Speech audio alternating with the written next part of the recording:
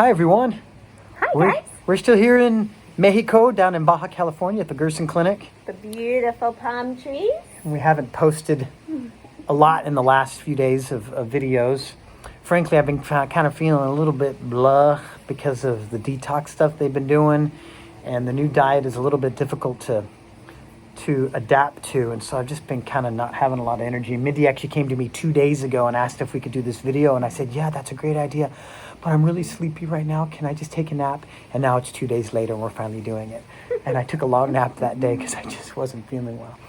So, but things are going well. We're getting used to things. And my new diet is fascinating and interesting and not awesome. Be really challenging. Not Let's awesome. Just be honest here, folks. It's going to be really challenging. Salt is an amazing thing. Salt is a beautiful thing that we put on our food that's bad for us. But I can't eat any for the next 2 years. This diet is zero salt. This is zero salt. Zero fat. And there's actually specific reasons about that. And as time goes, not zero fat, but low fat. Very low. And so as time goes on, we'll be talking about the details of that. Some of that we'll be sharing that today. Some of this we'll be sharing today about, what is the Gerson. That's kind of what we're here to do. But that's just kind of a hello, and this is what's happening, going on. And then I'm going to give the rest of this time, most of it, to Mindy, because she's gonna show y'all some things about the Gerson method that is actually pretty cool. Yeah, I just think it's super fascinating, the science behind the Gerson therapy, and I thought it was worth just sharing for a minute. So take yourself back to biology class, and we're going to try to do this in like a short amount of time because it's actually kind of fun to see how fast I can say this. Okay, so the science behind the Gerson therapy is that it's all about the production of energy on a cellular level, because it takes a lot of energy to have a healthy immune system. So if you think about yourself when you're sick, or people around you that are sick, like what are they? They're super lethargic, they're super tired, and it's because deep down on a cellular level, they're not being able to produce energy. Okay, so then we think...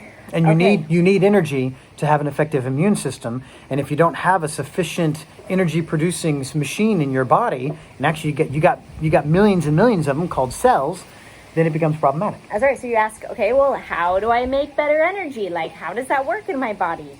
Well, inside of each of our cells, we've got something called mitochondria, and the mitochondria are the ones that produce energy, and they need two things to produce energy: sugar and, do you remember? Sugar and proteins. Nutrition. That's right. Oxygen. Oxygen. Oh, sugar and... He's getting lots of oxygen.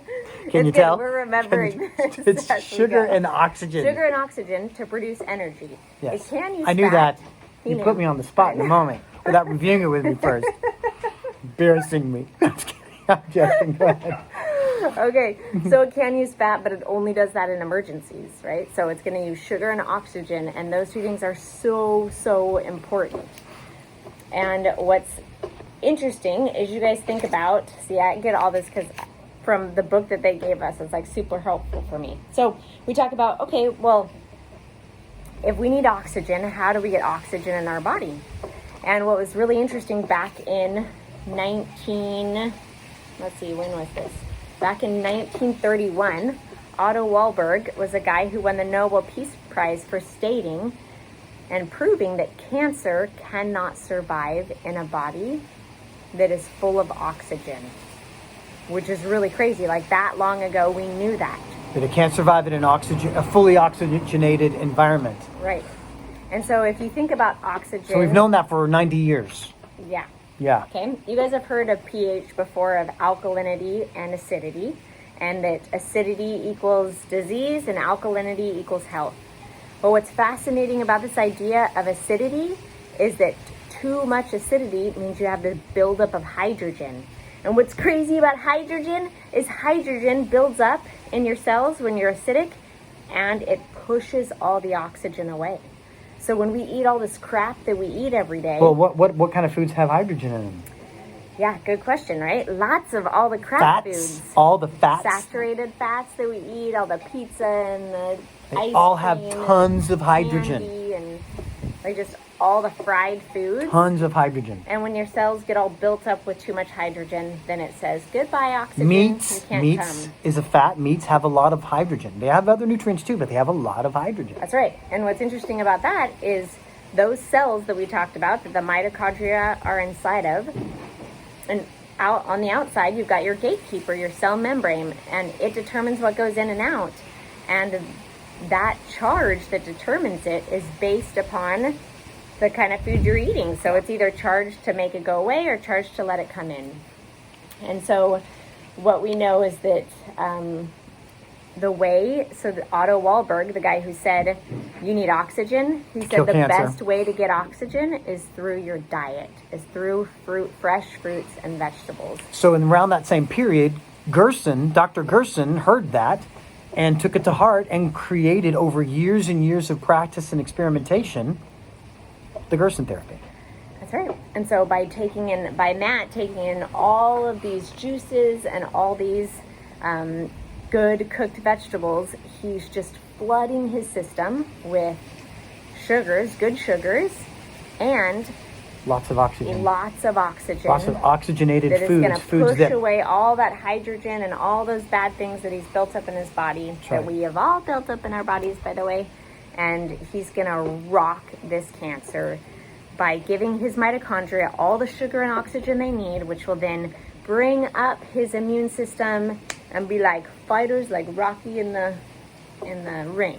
And what's really interesting, and then we're going to close with this, what's fascinating about the Gerson therapy specifically compared to other nutrition therapies is that the other nutrition therapies that we've looked at kind of take this broad approach about, hey, if something's healthy, then eat it.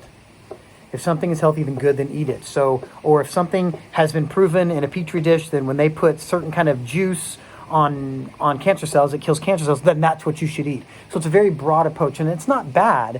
What the Gerson therapy does is it's the only therapy that pinpoints this very specific goal, right? Yes, we want to eat foods that help kill cancer. That's true, right? But at the same time, if you're eating a bunch of turmeric, but you're not eating foods that help to oxygenate your body, that turmeric isn't going to have the ability to do what it can do to the cancer cell. And the reason why it does do it to a cancer cell whenever it's in a petri dish is because it's exposed to oxygen. And so the turmeric can do its thing. But in our bodies, that oxygen is based upon what you have in your blood. It's not just exposed to oxygen in the air. So the Gerson therapy puts the oxygen at a cellular level in your system, so all these other good things that you're feeding it that do cure cancer, can kill cancer. That's why we like about this therapy. It's difficult, it's challenging, but super hard. It's the most scientific approach we've seen for nutrition-based cancer fighting. And the science just totally makes sense. It does. So that's why it's worth it for us to do this. By the way, try to eat your next meal with no salt. And see how good that is. See how good that is. And then we're going to invite all of you over to our house, a few at a time, and we're going to feed you this food, and you're just going to have so much respect and love for Matt. You won't want to come back. He is a warrior. Oh, man. So good job, you won't want to come back. Well, you too. Minnie's been eating it with me, too. She's been eating this food with me, man. It's incredible. Anyway, that's it. We don't want to keep you guys too long on these videos, but we love you. Love to all. Grateful for your support and your prayers. Keep them coming. Bye-bye.